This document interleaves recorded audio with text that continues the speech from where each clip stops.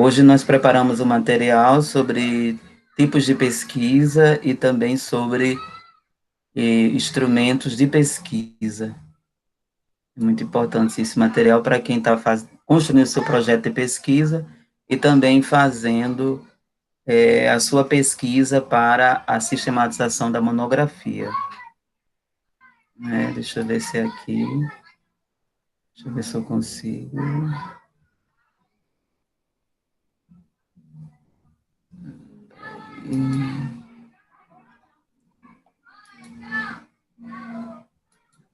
Uma janela.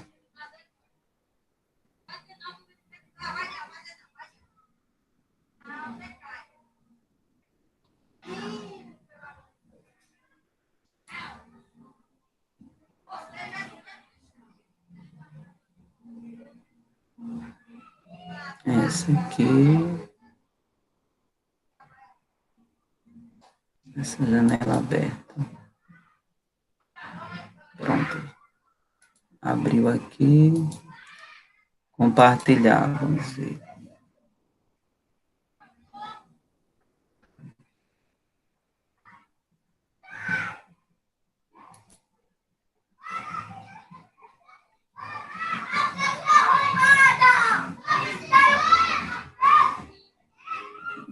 Já apareceu aí para vocês alguma coisa?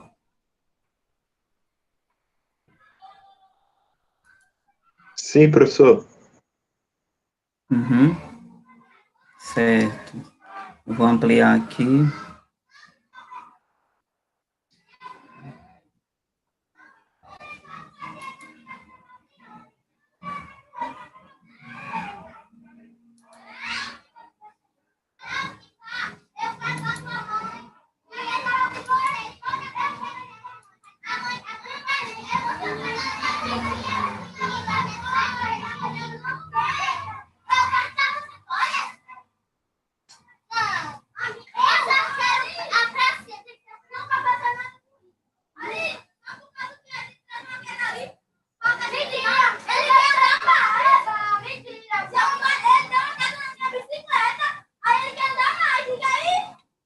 Ampliou aí. Tipos de pesquisa. Está em tela cheia. Não, professor, está aparecendo a imagem no... Pronto, agora está em tela cheia. Ótimo. Pois bem, então nós vamos expor sobre tipos de pesquisa, e a primeira pesquisa que nós estamos apresentando é a pesquisa exploratória.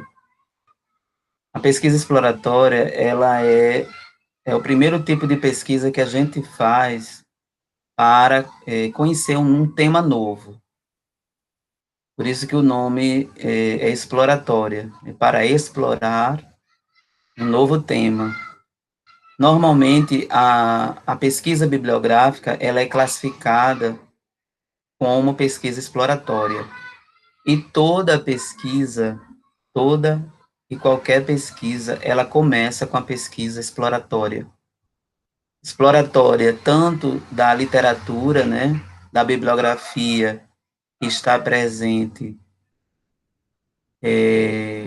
no campo científico, né, sobre aquele tema, como também exploratória do campo, né, porque quando você constrói um projeto, você tem que, se for uma pesquisa de campo, você tem que realmente ver a viabilidade daquela pesquisa, então você tem que visitar a escola ou visitar o determinado território que você quer pesquisar, você tem que sondar, né, fazer uma sondagem, e isso é pesquisa exploratória. Há alguns projetos que eles são bem quistos, né, em seleções, projetos de pesquisa, principalmente mestrado, doutorado, quando os avaliadores, eles realmente veem que naquela pesquisa já existe uma pesquisa exploratória, naquela proposta de pesquisa, né, do projeto de pesquisa, já existe uma pesquisa exploratória, ou seja, sente-se que o pesquisador, ele já foi a campo, ele já leu muitas coisas sobre o tema, então ele já fez uma pesquisa exploratória, e isso é um ponto positivo no projeto de pesquisa. Isso vale pontos, né, quando você vai para uma seleção de mestrado ou doutorado. Né? É diferente de um candidato de que ele está apresentando um projeto, mas ele ainda nem foi a campo, não tem muito domínio da literatura, sente-se isso na consistência, na maturidade que ele apresenta, dos dados, né, que ele apresenta no projeto. Então, em que consiste a pesquisa exploratória? Busca levantar informações sobre um determinado tema, delimitando um campo de pesquisa ou estudo, e é uma preparação para a pesquisa explicativa. Né? Então, é a porta de entrada, né, segundo Joaquim Severino, certo? Então, toda pesquisa, ela começa por esse caminho, né, da pesquisa exploratória. Então, ela envolve a aproximação do campo de pesquisa, produção do conhecimento sobre o tema e elaboração do estado da arte, né? Normalmente, as pessoas, quando estão fazendo aí a pesquisa sobre o tema, ela faz um levantamento de todos todos os, é, a, os produtos, né, de conhecimento que já foram produzidos, foram construídos sobre aquele tema, artigos, livros, capítulos de livros, né, monografias, dissertações, teses sobre o tema.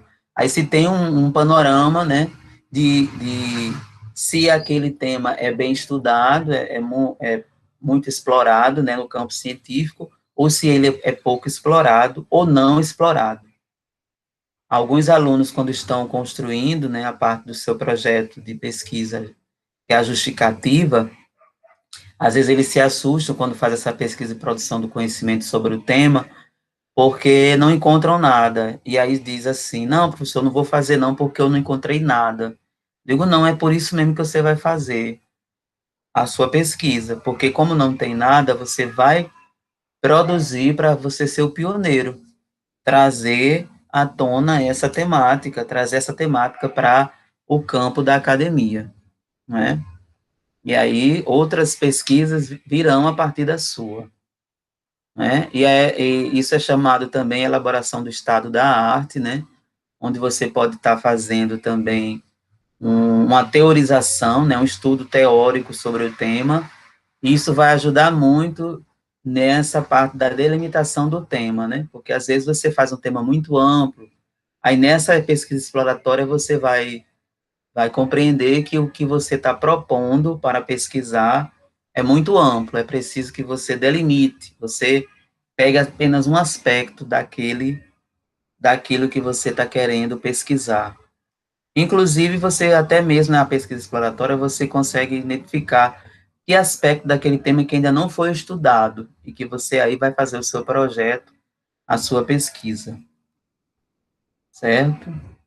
Então, você tem aí o conceito de Severino, quando ele diz aqui, pesquisa de teorias, categorias e conceitos elaborados por outros pesquisadores e autores sobre a temática em estudo, né? Severino faz essa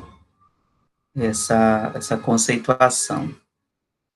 E aí, com um tipo de pesquisa exploratória, nós temos a pesquisa bibliográfica. Existe pesquisa bibliográfica apenas? Existe, que é a pesquisa apenas de cunho teórico. Quem gosta muito dessas pesquisas é o pessoal das exatas, né? Eles pegam um teorema, um conceito, né? E faz, o pessoal da filosofia também faz muita pesquisa bibliográfica sobre um conceito, né? Então, a pesquisa bibliográfica diz respeito à pesquisa de teorias, categorias e conceitos elaborados por outros pesquisadores e autores sobre o tema em estudo, né? E aí essa pesquisa ela é feita em livros, em artigos e trabalhos de conclusão de curso. É uma pesquisa, assim, que às vezes a pessoa pensa que é uma pesquisa mais fácil, e não é. Ele vai ter, o aluno ele tem que ler muito, né? Ler basicamente toda a bibliografia sobre aquele tema, não é? Para estar escrevendo sobre ele ou trazendo uma contribuição nova. Normalmente pega-se, por exemplo, teoremas diferentes para se comparar e chegar a uma conclusão, conceitos diferentes, né, para se comparar e chegar a uma conclusão, né? Então, a pesquisa bibliográfica, ela é muito essencial no trabalho. Por quê? Porque existe tanto no projeto de pesquisa como também no TCC, existe aí um, existe aí um item que é chamado de fundamentação teórica. Então, a fundamentação teórica, ela é essencialmente construída a partir das leituras de teóricos, de livros, artigos, trabalho de conclusão de curso, né? Todo esse material, ele é fichado, chama-se fichamento. Não se pode ler esse material para uma monografia, para uma fundamentação teórica, sem estar fichando, né? Sem estar registrando esse material, né? É necessário, sim, registrar esse material ou num caderno físico ou em pastas digitais, né? Hoje nós temos referencial, a gente chama editor de textos, né? Que propiciam isso, drives, que você pode abrir pastas e está acondicionando todo esse material nesse já vai, moço, já nesse vai. nesse dispositivo, né? E é muito importante você colocar nesse dispositivo as referências. No momento que você vai pesquisando esse material, você vai também colocando o nome do autor, o ano e a página, porque mais na frente você vai precisar para fazer as citações diretas e indiretas, né? Então, todo esse material é muito importante que você registre bem, porque de repente você vai precisar. Foi o caso, no meu caso, por exemplo, de iniciante de pesquisa, quando eu fazia pesquisa documental em arquivo, eu não tive, não atentei, né, para notar as referências dos jornais que eu pesquisava, e de repente eu tinha feito várias coletas de citações, e quando eu mostrei à minha orientadora, ela disse assim: Mateus, de onde você tirou isso? Eu digo, dos jornais. Mas de que jornal? De que página você tirou, né? Então, ela disse, você vai voltar lá para pegar a referência. Então, foram 2 trabalhos, né? Eu tive que voltar para o jornal para identificar onde estava aquela coleta e depois colocar lá a página, o jornal, que são as referências. Então, na pesquisa bibliográfica, é muito importante isso, né? Ao momento que você está fichando, você vai colocando aí de onde você está tirando esse material, certo? São cuidados. E aí é o que eu estava falando. Atrelado à pesquisa bibliográfica está aí o fichamento, né? E o fichamento é muito importante para que você depois faça citação tanto no referencial teórico do seu projeto de pesquisa, como também lá na sua monografia ou dissertação ou tese, não é? E aí nós entendemos que existe vários tipos de citação, mas as principais, né? Citação direta, que é essa citação aí que vocês estão vendo, as piadas, né? E com a página, né? A página citada aí, né? Página 75 de Gil. Quando ele diz, os elementos importantes obtidos a partir do material devem ser anotados, transcritas em fichas de documentação. Então, isso é muito importante, é uma orientação que ele faz sobre a questão da pesquisa bibliográfica, né? Pesquisa bibliográfica. E aí você tem aí uma citação direta, por quê? Porque você copiou do mesmo jeito que o autor escreveu no livro. E aí você tem que ter o cuidado de colocar entre aspas, se for no corpo do texto, né? Porque aí você tem quando você digita a citação, você tem uma citação aí de 3 linhas, então ela vai espiada no corpo do texto, mas se ela tivesse mais de 3 linhas, aí você iria colocar ela recuada 4 centímetros, né, na régua da página, lá no Word, certo? Então, essa citação direta. E a citação indireta é essa aqui, sem aspas. Sem aspas por quê? Porque é a ideia do autor, a ideia de Gil, só que é a ideia dele com as minhas palavras. Eu peguei, li no livro dele e fiz a minha interpretação. Ao escrever a ideia dele no meu trabalho, eu reescrevi essa ideia com as minhas palavras. Então, mas não é a minha ideia. As palavras são minhas, mas as ideias são de Gil. Então, se é uma ideia dele, eu tenho que referenciar, certo? Então, por isso que no final aparece Gil e aparece Gil e o ano.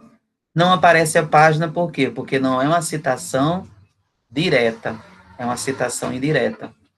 Então, aqui, o que é que ele diz? As ideias de outros autores podem ser utilizadas em novas elaborações, mas devidamente referenciadas com os dados necessários à identificação da fonte da citação. Então, isso é muito importante para a gente não cair naquele problema, né, do plágio, não é? Que é crime, é considerado crime. Então, e o seu trabalho, se for descoberto, seja o projeto de pesquisa, ou a monografia, ou a dissertação, a tese, se ela tiver citação sem as referências, sem os créditos, é considerado plágio. E aí, plágio é crime, e esse trabalho, ele pode ser anulado, né? Todo trabalho que tem plágio,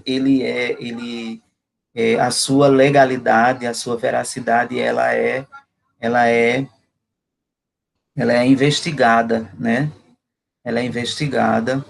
Então, há necessidade realmente de que, no trabalho acadêmico, né, reconhecido, você, ao fazer citação da fala de outros autores, você traga as referências, tanto no momento em que você cita, como também no final do trabalho.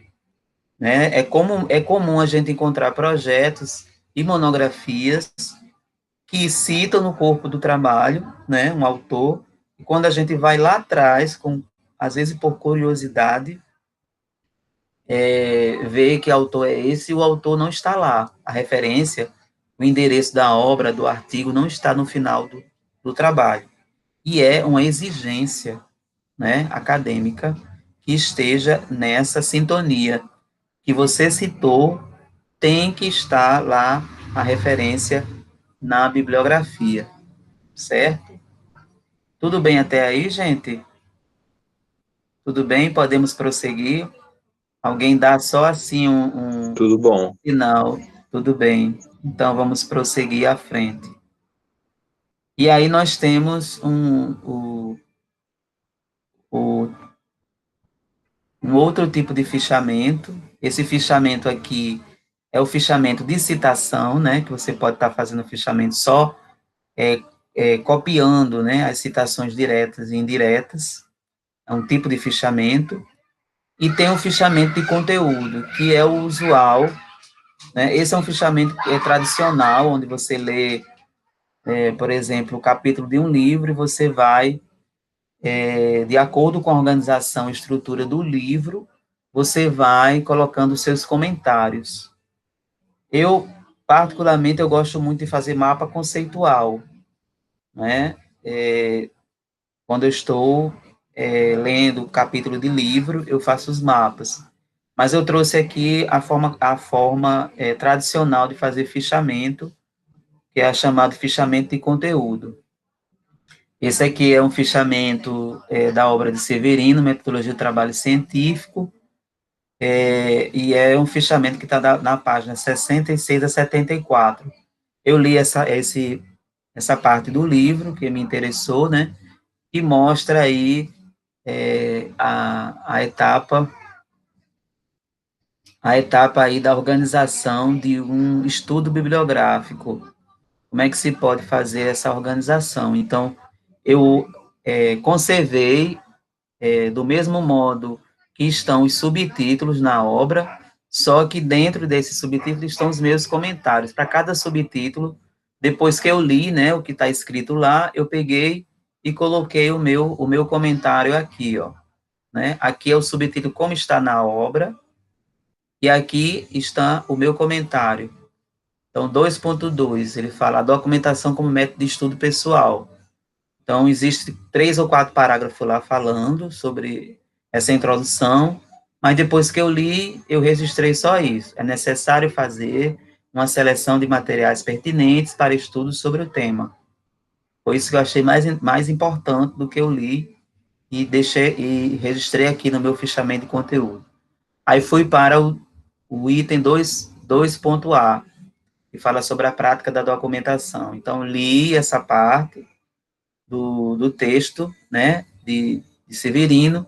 Quando eu terminei de ler, aí eu peguei com as minhas palavras, eu fui lá e escrevi. Simultaneamente, a leitura, devemos realizar anotações em cadernos físicos ou em editor de textos virtuais.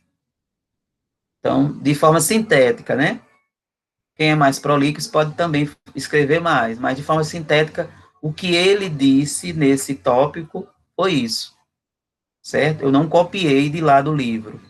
Eu li, compreendi, botei a minha interpretação aqui. E assim eu fiz com todos os tópicos, né?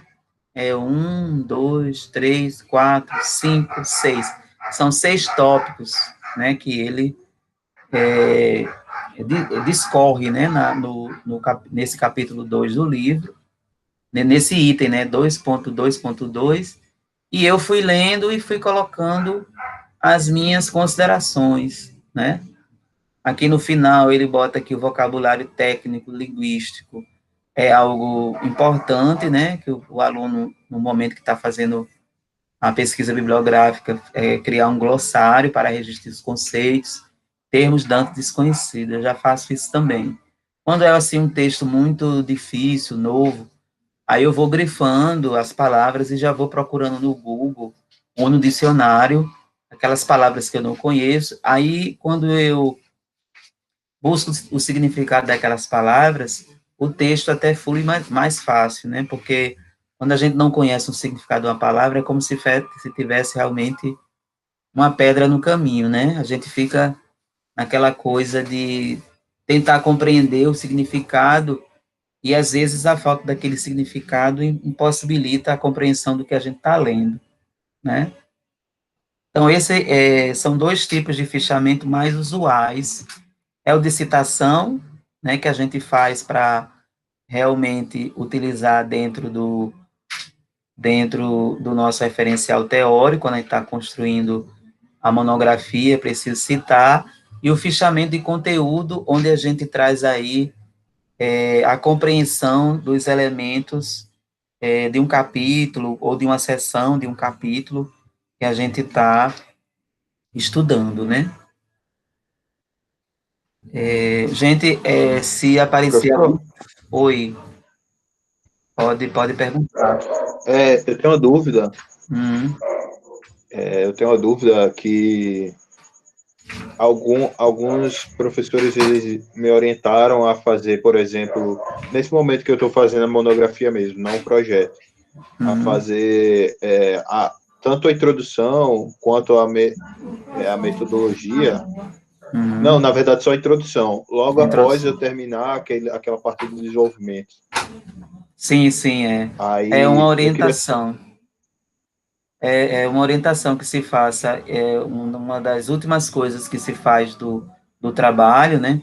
É a introdução e o resumo, né? A introdução e o resumo são as 2 coisas que você faz por último, mesmo que eles apareçam no início do trabalho, né? Por quê? Porque no resumo você vai realmente ter que escrever de uma forma mais sintética E para você fazer essa escrita mais sintética, você deve ter uma maturação de todo o trabalho, né? Então, o resumo exige isso. E a introdução, ela é feita logo depois do miolo do trabalho, como a gente diz, né? O desenvolvimento do trabalho e as conclusões, porque na introdução você vai ter que narrar como foi a pesquisa, né?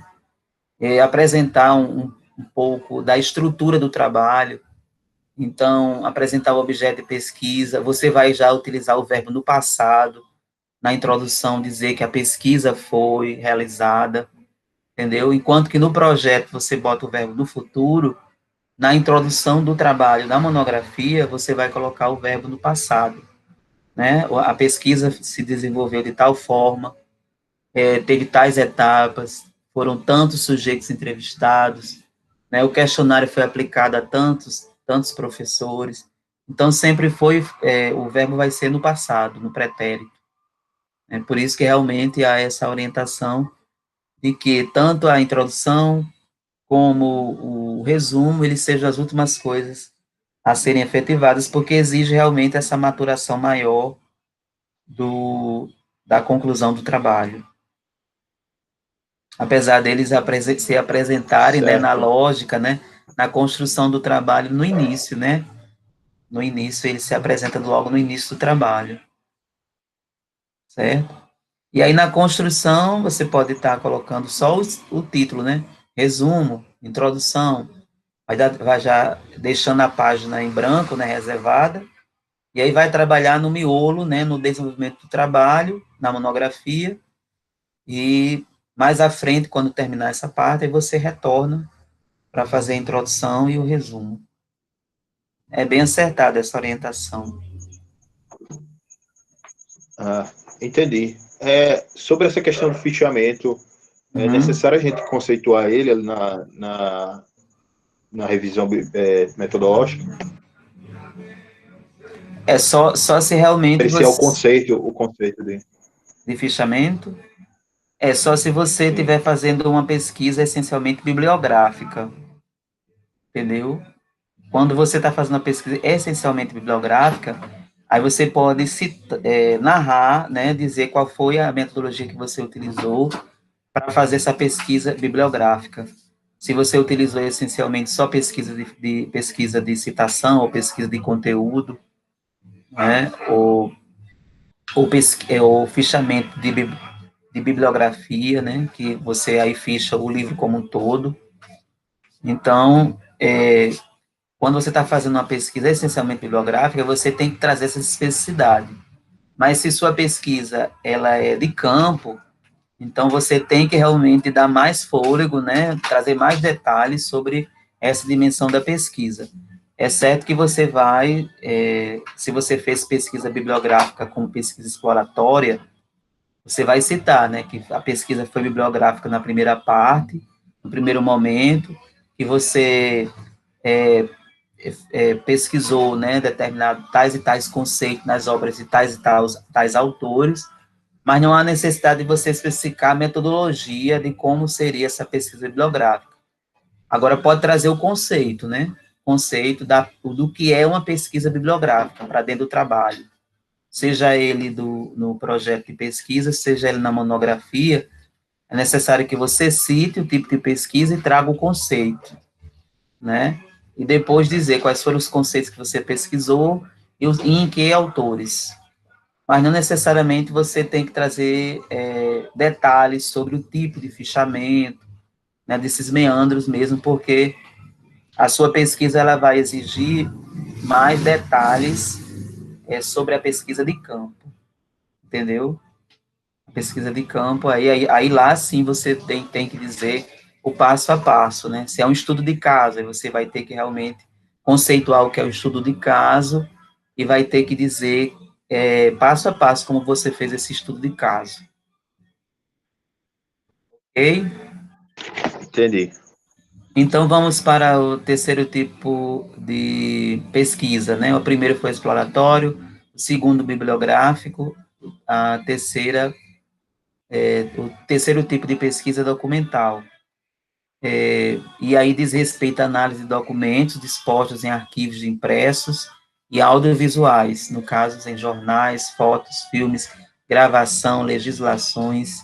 Então, você tem aí esses materiais que estão em arquivos físicos ou digitais, virtuais, né, documentos in natura, né, quer dizer que são documentos que estão lá, né, na forma de manuscrito, ou de impressos, ou de áudio, né, onde você vai trazer esse material para pesquisar. Como o meu mestrado, doutorado foi na área de história, né, de história da educação, eu fiz essencialmente esse tipo de pesquisa, pesquisa documental, né, eu fui aos arquivos e pesquisei em jornais, jornais A Ordem, jornais A República, jornais bem antigos, porque eu pesquisava as práticas educativas da Igreja Católica, né, de Natal. Então, eu peguei o período pós-Segunda Guerra, então eu tinha que ir lá nos arquivos e eu fazia realmente pesquisa documental, né, vendo aí os impressos, na verdade. Os manuscritos, quem faz pesquisa em cartórios, né, onde tem aqueles registros em batistérios e tal, e também os arquivos digitais, que é o mais comum hoje, né?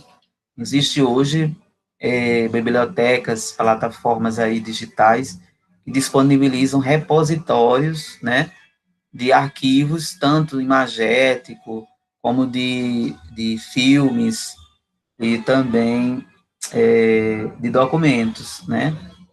Documentos, legislação, fotografias, audiovisuais, né?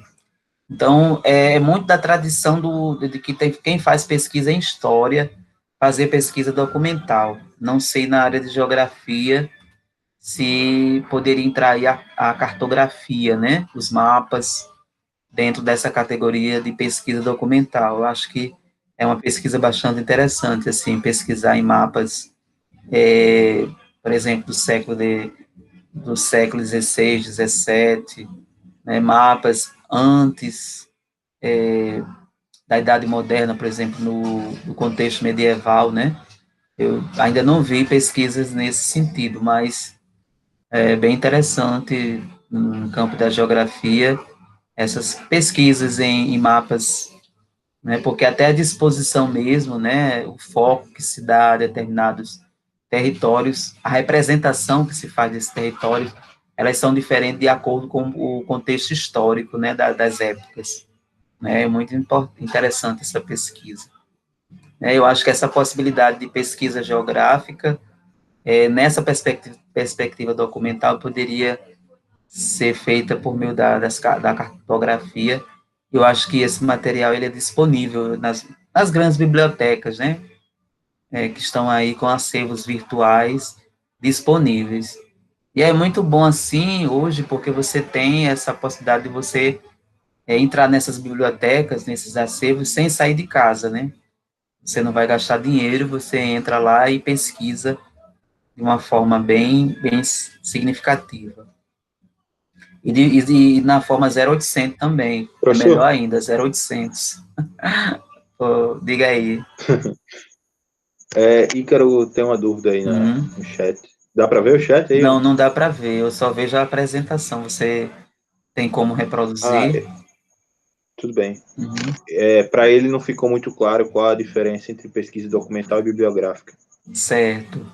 A pesquisa bibliográfica, ela se dá realmente no campo de impressos, de documentos publicados, sistematizados, né, em livros, artigos, trabalho de conclusão de curso. Efetivamente, a pesquisa bibliográfica, ela é uma produção de autores, né, de cientistas, que discute determinados temas, né, no campo da geografia, a questão do lugar, por exemplo, né, você vai pesquisar sobre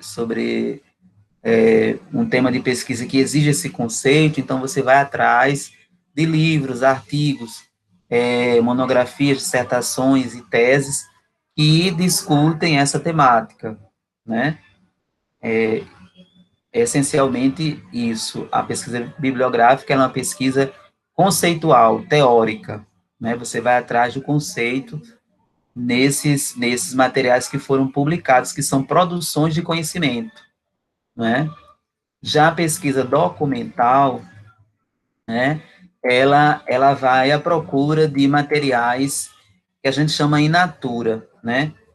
Documentos que hoje podem ser considerados até um diário, é um documento, um diário de Anne Franklin, por exemplo, né? É um documento histórico, cartas também são documentos históricos, deixa-me ver mais coisas aqui, as próprias produções hoje, os blogs, né?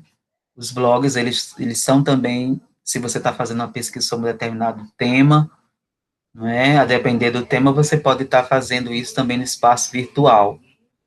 Então, há essa diferença, né, de que são produtos sociais, né, o documento é um produto social, socialmente, historicamente situado, e que ele foi produzido não com a intenção de pesquisa, ele foi produzido para, por exemplo, no caso do jornal, para comunicar, mas aí se você está fazendo uma pesquisa histórica, você vai procurar aquele jornal, a busca de informações lá, mas ele não teve a intenção de ser construído para ser utilizado como pesquisa, né? Ele depois é que ele, ele assume, né, essa importância histórica e essa importância também acadêmica, né, para o pesquisador, e aí ele se estabelece como uma fonte, né? Então, essa é a grande diferença, né? De que esses produtos, esses artefatos, né, esses dispositivos, artefatos, dispositivos que são construídos, eles são construídos socialmente e não com a intenção científica. Já os artigos, as monografias e as teses, elas têm essa finalidade, essa disposição, os livros, né, que tratam sobre conceitos, eles já são Professor, construídos dentro daquele campo científico. O documental, não. Né? O documental, ele foi produzido por uma pessoa é, no cotidiano, na rotina da vida, e que depois foi considerado um elemento importante para a pesquisa. Pode falar. a legislação, né, também que fala aí, por exemplo, Sim, eu cito a lei do, o, como é, o plano diretor de São Gonçalo do Amarante, aí sim, ela sim. conta como documental, né? Isso, como documento, isso mesmo. É a legislação em todos os níveis e esfera, desde o PPP da escola, né, que é um documento, até a Constituição, né, os documentos internacionais também, né, todos eles, se eles entram na sua prática de pesquisa, se você tem a necessidade de consultar, então você tem que citar na metodologia como pesquisa documental. Se você consultou uma legislação, você fez pesquisa documental, né? Se você foi atrás dessa lei, né, para citar um artigo, por exemplo, para respaldar um argumento seu, você fez pesquisa documental. Às vezes os pesquisadores esquecem, né?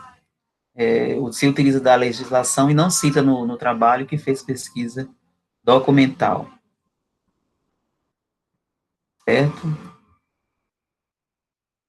E aí a pesquisa documental, ela exige uma análise documental, né? Quem trabalha com pesquisa documental, tem que fazer análise documental, né? E normalmente essa tradição da análise documental, ela vem da história, né? Do, dos pesquisadores do campo da história, e aí ele pega o documento e ele vai fazer essa pesquisa, primeiro localizando, identificando esses documentos, né? É necessário que você identifique que tipo de documento é esse, em que suporte ele está, né? Isso durante a análise documental, né? Nessa prática de análise documental.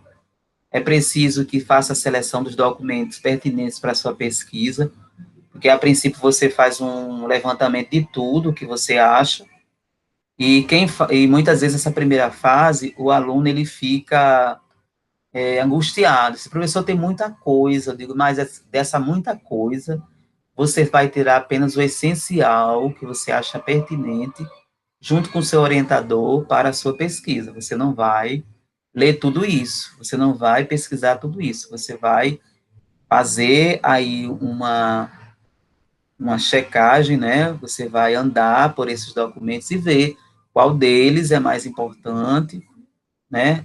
E você vai para essa varredura já entendendo que nem tudo é importante, né?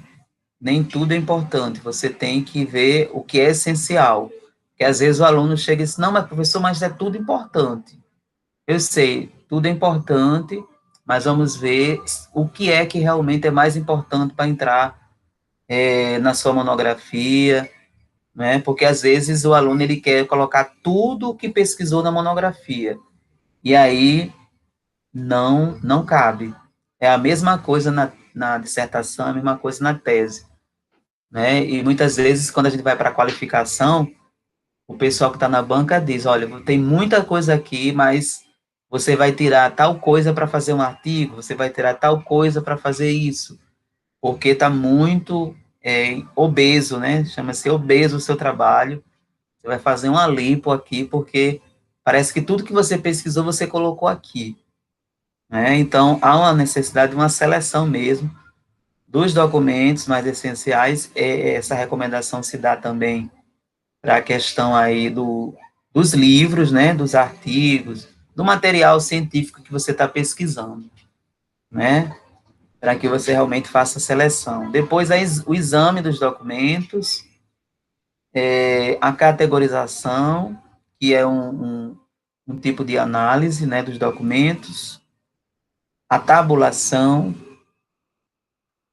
aí se trabalha muito com a questão da seriação, da frequência, né, a tabulação, ela vai inspirar aí, né, gráficos, a produção de gráficos, a produção de quadros, né, quem vai trabalhar aí com uma pesquisa mais quantitativa, com estatística, média, e, por último, a análise e síntese, né, então, é nesse momento da análise e síntese que chega o momento da textualização, né, então essas são as etapas da análise documental. Ao pegar um documento, você tem que seguir essas etapas e chegar aí a uma conclusão quando você faz aí a gente chama de intersecção, né, dos elementos que você analisou. E aí você vai chegar a algumas conclusões no seu, no seu trabalho de análise desses documentos, né? E que pode ser documentos similares, né? Como, por exemplo, um grupo de jornais, ou pode ser documentos diferentes. Você pode estar também trabalhando com jornais e, vamos dizer, jornais e fotografias, por exemplo. Fotografia é um documento. Então, você pode trabalhar com os dois, né? E depois fazer o cruzamento da análise desses dois documentos para trazer para a textualização do seu trabalho. Você pode fazer o cruzamento de fontes, é assim que é chamado no campo da história, né? Cruzamento de fontes. Mas eu acho que dentro do nosso grupo, acho que tem poucos que vão fazer pesquisa documental nesse nível histórico, né? A maioria pode estar fazendo pesquisa documental quando se utiliza de alguma legislação, né, mas a perspectiva histórica eu ainda não senti, né, certo? Mas há a possibilidade, sim, de fazer pesquisa histórica ou pesquisa documental no campo da geografia. Há sim, essa possibilidade. E aí, um outro tipo de pesquisa, a etnográfica. Essa pesquisa nasce na tradição antropológica, é um dos primeiros tipos de pesquisa que nós temos, né, etnográfica, ela é bastante antiga. Alguns dizem que ela nasce antes mesmo da ciência antropológica, da ciência antropologia. A antropologia ela vem ser reconhecida como ciência, né, bem recente, né, como a psicologia, e outros campos, né, que já existiam, mas não eram considerados ciência. E a etnografia, esses estudos etnográficos, eles são bem antes, né, quando pessoas, elas se aventuravam dentro das florestas e para mapear, por exemplo, o tipo de flora, o tipo de fauna, não é? Iam para o interior do Rio Grande do Norte, também, né? Mas no interior do Brasil, né? Fazer as excursões, e eram excursões chamadas missões científicas, onde era para realmente desbravar, e no sentido literal mesmo da palavra, porque eles iam junto com os bandeirantes, né?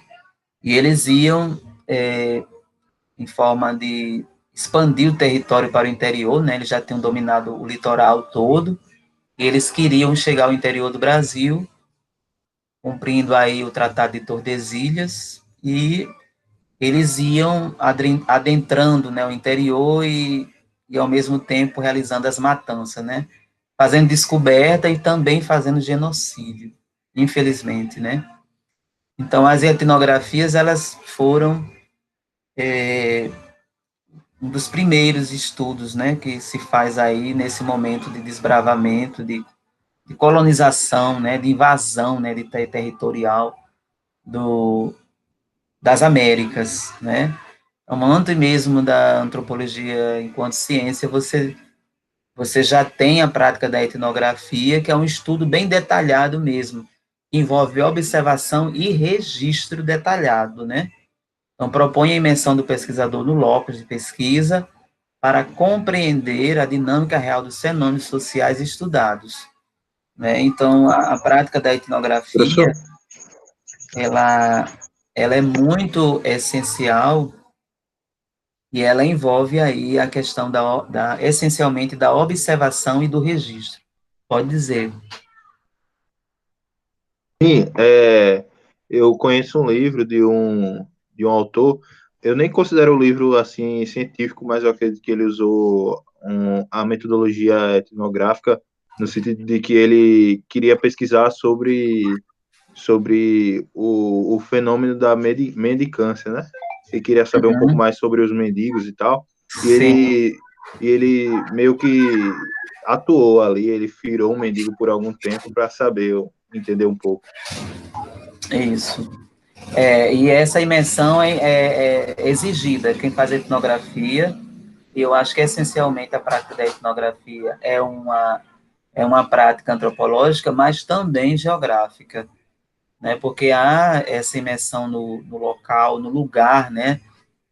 De onde está querendo pesquisar, né? E essa participação é uma participação, assim, é, envolvente, né? Ou seja, o sujeito vai, né? A pessoa que está pesquisando, ela vai para dentro da comunidade, para dentro daquele território, pesquisar os mananciais, pesquisar a flora, o relevo. Ele não vai, assim, trazer essas informações por meio de outros pesquisadores, né? Ele vai mesmo à fonte, né? Ele vai lá, não é, está fazendo visitação, e alguns pesquisadores, eles fixam casa, né? Eles fixam casa próximo às aldeias, próximos à comunidade, por exemplo. Tem pessoas que vai pesquisar a favela, por exemplo, as comunidades, né, do Rio de Janeiro, e eles entram dentro das comunidades, né, claro que com permissão, né, e muitos deles passam semanas, né, dias, 2, 3 dias, depois saem, mas ficam ali no cotidiano, na rotina da população, né, dos moradores, e e para descobrir informações sobre o objeto de pesquisa, né? Então, é um tipo de pesquisa que realmente exige bastante do pesquisador, essa imersão do pesquisador, chama-se imersão cultural, né, imersão territorial, e ela tem esses dois braços, né, de sustentação, a observação e o registro, né? Então, Severino diz que a observação envolve a participação de eventos e cotidiano da comunidade, instituição investigada, registrando esses elementos observados num caderno de bordo. Isso aí é muito importante. Hoje, com o avanço da tecnologia, a depender do lugar, o pesquisador leva até um tablet, um notebook, né? Ou mesmo no celular, né? Ele tem ali o note e anote, né? E vai ali escrevendo, né? O que está observando. E aí, depois ele vai organizando essas informações para colocar no trabalho. Então, o trabalho etnográfico ele é altamente descritivo, né? A princípio, bastante descritivo, narrativo, se prende muito aos detalhes, às sutilezas, né? As minúcias, e depois dessa descrição detalhada, traz aí algumas conclusões, algumas análises interpretativas, né? Com base nessa interpretação. Então, gente, eu acho que só deu tempo mesmo a gente chegar até a esse quarto tipo de pesquisa, que foi aí a questão da etnografia. Tem a dimensão aí da etnografia, da pesquisação, mas a gente vai deixar para o próximo encontro, né? O próximo encontro, porque já são 8 horas e 34 minutos, né? A não ser que o grupo concorde, a gente só concluir com a pesquisação. Seria aí mais 5 minutos. O que é que vocês acham? Para terminar pesquisa etnográfica. Professor, eu tenho que sair agora, mas eu posso ver o vídeo depois. Não, Aí, a gente continua na próxima aula, não tem problema. no caso, a próxima aula vai ser próxima segunda ou dia 19? Não, dia 19, porque os nossos encontros, essa disciplina de 2 créditos, não é? Todas elas vão ter apenas um encontro quinzenal. As disciplinas de 4 créditos, elas vão estar tendo,